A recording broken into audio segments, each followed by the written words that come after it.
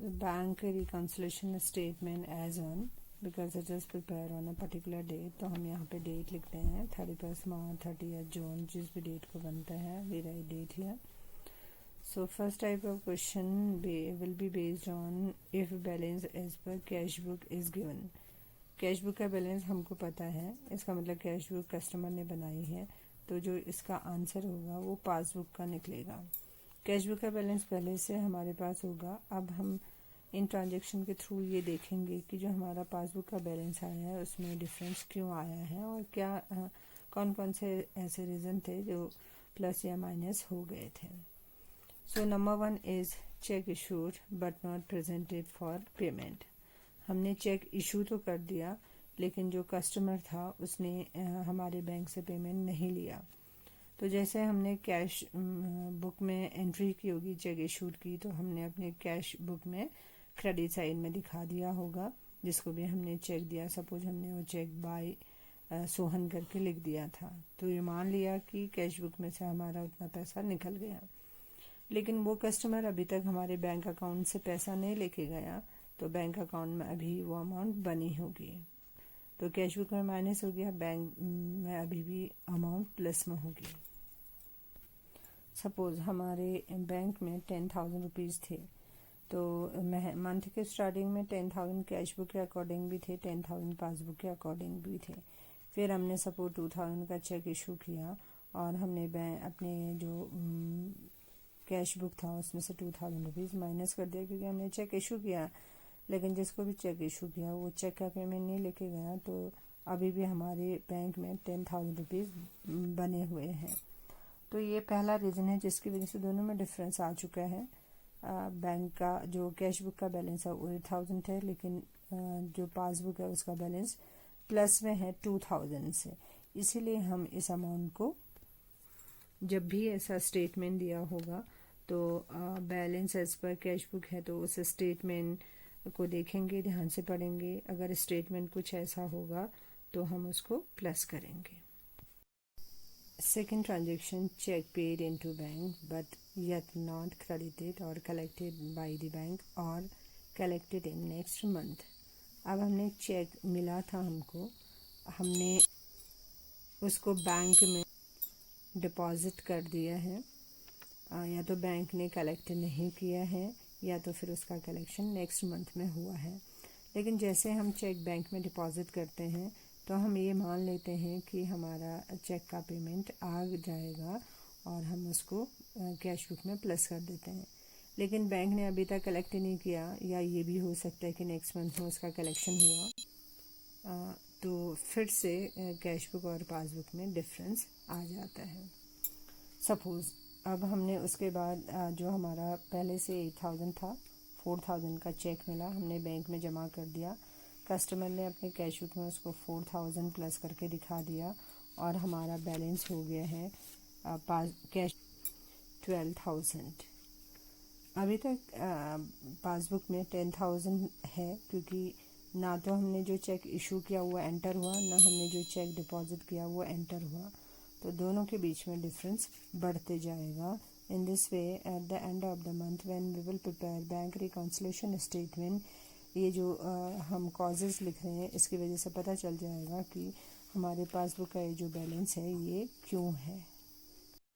Next one is cheque received but was not send to the bank और omitted to be banked.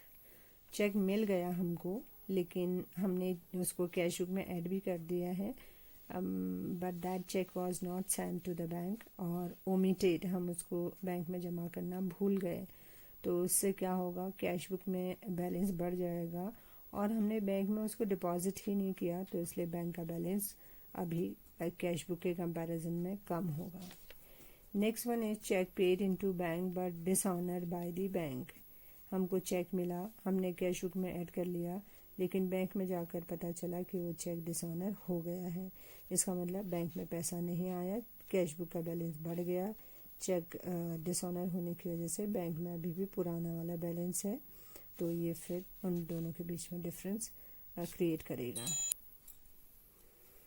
Next one is interest allowed और credited by the bank. Bank जब interest देगा हमारा positive balance होगा या plus में balance होगा, या बैंक ने इंटरेस्ट क्रेडिट किया, मतलब जितनी बार बैंक हमारे अकाउंट को क्रेडिट करेगा तो हमारा बैंक का बैलेंस बढ़ेगा। तो इसकी वजह से बैंक का बैलेंस तो बढ़ गया, लेकिन कैश बुक में कस्टमर को नहीं पता कि हमारा बैलेंस क्यों बढ़ा है, तो ये बैंक के बैलेंस को बढ़ा देगा और कैश बुक में अभी भी बैलेंस नहीं शो कर रहा होगा, तो वहाँ का बैलेंस कम होगा। नेक्स्ट वन है इंटरेस्ट चार्ज और डेबिटेड बाय बैंक। जब भी बैंक इंटरेस्ट चार्ज करेगा या किसी भी रीज़न से हमारे अकाउंट को डेबिट करेगा, डेबिट करने का मतलब बैंक ने हमारे अकाउंट में से मनी डिडक्ट कर ली है। So this will again create difference between cash book and passbook, क्योंकि बैंक में से माइनस हो गया, कैश बुक में अभी तक इसका इफेक्ट नहीं दिखाया है। Next one is any amount charge और डेबिटेड बाय बैंक। बैंक हमारे अकाउंट में से कोई भी चार्जेस लेता है या हमारे अकाउंट को डेबिट करता है। डेबिट करने का मतलब है कि उसने हमारे अकाउंट में से माइनस कर लिया है, तो हम उसको माइनस कर देंगे, लेकिन कैश बुक में अभी हमको नहीं पता, तो कैश बुक में उतना बैलेंस प्लस में होगा। एनी अमाउंट क्रेडिटेड और collected by bank.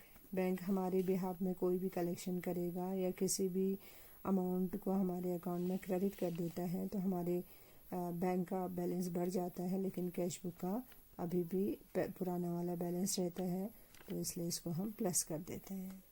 Then direct deposit into bank by a customer.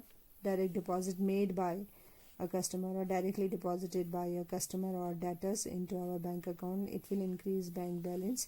लेकिन कैश बुक में अभी भी नहीं आया होगा, तो इसलिए इसको हम प्लस करेंगे। So now what you have to do if the balance as per cash book is given, आपका आंसर पासबुक का निकलेगा। तो जो पहला सेंटेंस मैंने आपको लिखा रखा है, cheque issued but not presented for payment, इसको आप पासबुक का बैलेंस निकालने के लिए प्लस करेंगे। जो सेकंड स्टेटमेंट है, cheque paid into bank but yet not credited, cheque pay कर दिया लेकिन अभी तक बैंक में नहीं आया है, तो इसलिए इसको माइनस करेंगे। Next one is cheque received but not send to the bank. Cheque मिल गया था, बैंक भेजा ही नहीं, तो वहाँ का बैलेंस नहीं बढ़ सकता, इसलिए इसको हम माइनस करेंगे। नेक्स्ट है cheque paid into bank but dishonour. Cheque pay किया था, बैंक में पेड किया था, चेक डिसऑनर हो गया, बैंक में पैसा नहीं आया, तो इसलिए ये माइनस होगा। इंटरेस्ट अलाउ किया है, क्रेडिट किया है बैंक ने, हमारा बैलेंस बढ़ाया, तो बैंक हमारे अकाउंट में प्लस कर देगा। कैश बुक का बैलेंस दिया है, तो पासबुक का बैलेंस निकालने के लिए हमें बैंक के पॉइंट ऑफ व्यू से सोचना पड़ेगा कि बैंक हमारे अकाउंट में उसका क्या ट्रीटमेंट करेगा। तो बैंक ने इंटरेस्ट अलाउ दिया, तो मेरे अकाउंट में बैंक उसको प्लस कर देगा, तो इस अमाउंट को हम प्लस करेंगे।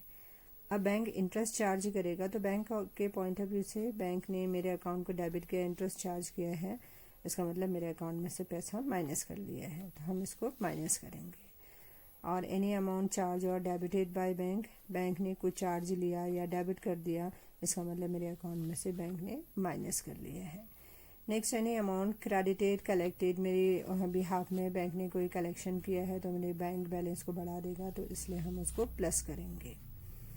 डायरेक्ट डिपॉजिट किया है किसी कस्टमर ने, किसी डेटर्स ने मेरे अकाउंट में, तो हम उसको प्लस कर देंगे। तो इस क्वेश्चन में balance as per cash book given होगा, और जो हमारा आंसर निकलेगा वो निकलेगा बैलेंस एज पर पासबुक। और बैंक के पॉइंट ऑफ व्यू से सोचेंगे कि बैंक क्या करेगा इस सिचुएशन में, तो आपको ये सारे स्टेटमेंट लर्न करने हैं, इनका मतलब समझना है, और ये प्लस माइनस क्या करना है इन स्टेटमेंट को आप इसके पीछे का लॉजिक जो मैंने 2 वीडियोस में बता दिया है, समझते हुए आप you will calculate balance as per passbook. Let's see the first example here. Balance as per cash book is given 4200। On comparing it with the passbook, following differences were noted. Checks signed for collection amount ₹3,200 have not been cleared by the bank so far.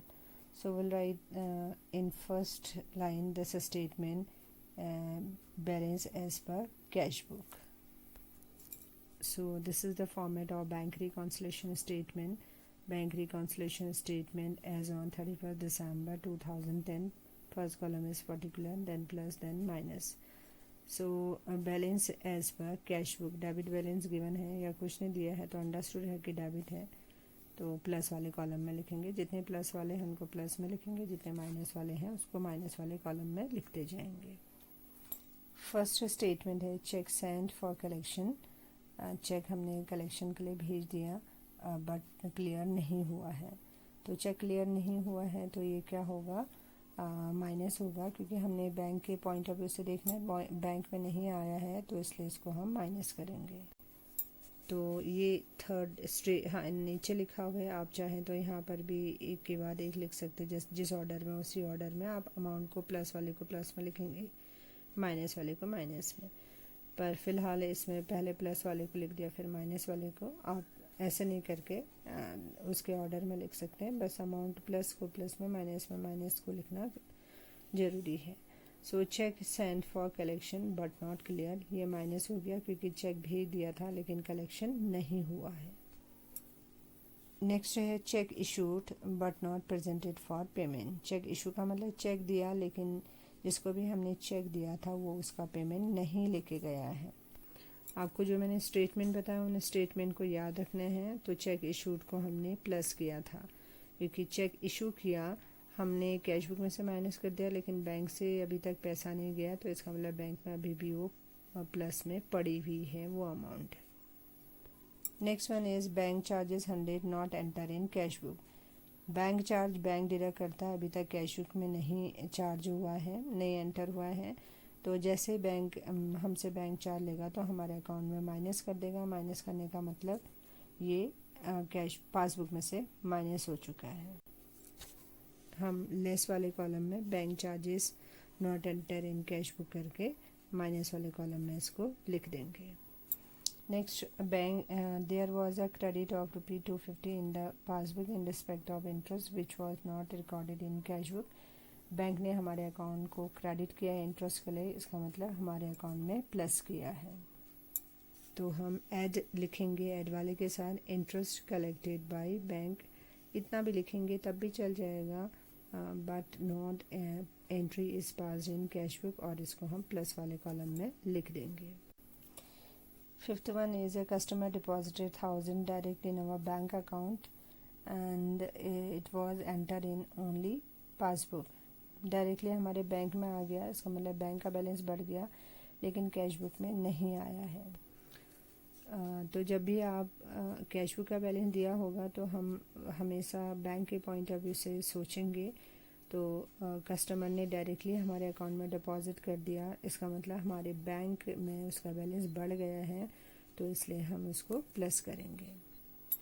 Next one is as per the standing order of Amit and company the banker has made the following payments.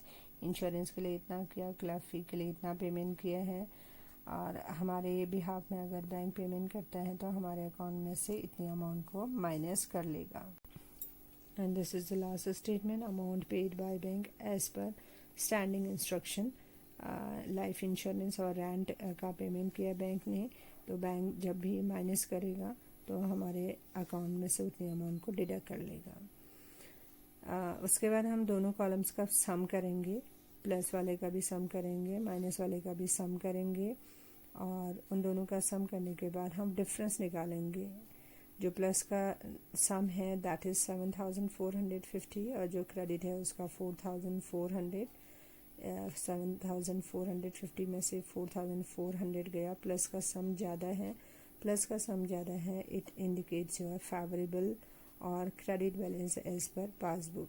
इसका मतलब ये दिखाता है कि हमारे balance में, हमारे bank account में पॉजिटिव बैलेंस है, वो बैलेंस है 3050। उसके बाद हम ये जो डिफरेंस आया इसके आगे हम बैलेंस एज पर पासबुक लिख देंगे। इसका मतलब ये है कि अगर हमारे कैश बुक का बैलेंस इतना है तो पासबुक का बैलेंस 3050 होगा।